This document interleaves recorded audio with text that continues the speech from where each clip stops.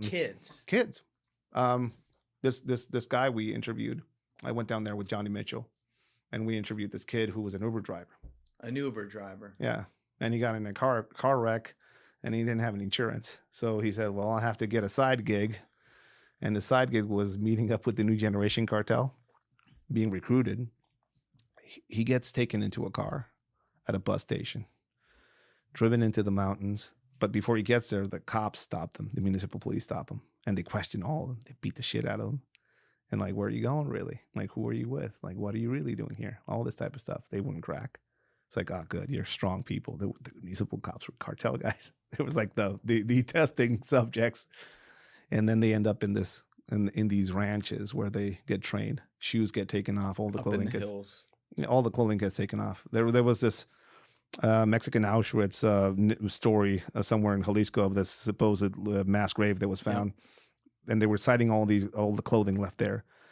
That clothing wasn't probably from all the bodies. That was probably from kids showing up there and getting all their shit stripped off because they don't want any trackers on anything. Yeah, I think Johnny was talking about that in episode 314. So I think that was right after you guys had gone. Yeah, and it's brutal, man.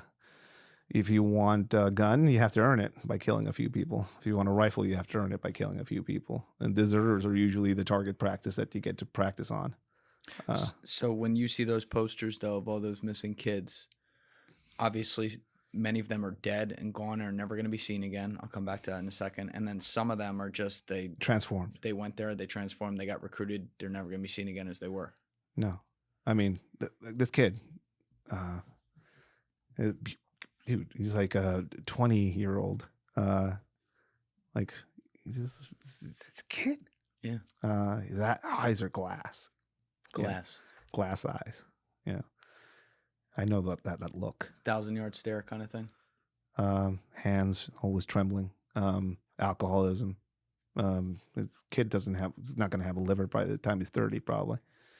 And what options does he have except remaining there or, continuing on there? And it's this generational thing now there. Because a lot of these organizations it's a generational thing. My dad was in it. My brother was in it. Now I'm in it. And, what do we do with our lives now?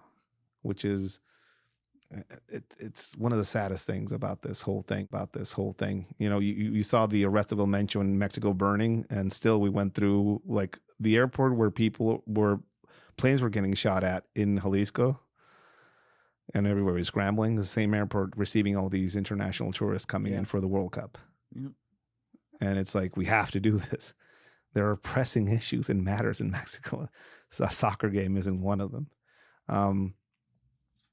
We're currently in a state where, the U.S. rhetoric around a ground assault of some sort or actively, openly striking somewhere in Mexico is on the table. Like the president said it recently, J.D. Vance said it as well. It's like a very open thing. Do you think that's rhetoric or actually like they're thinking in their head maybe 20% chance we're gonna do it? Before Maduro, I would have said I don't know.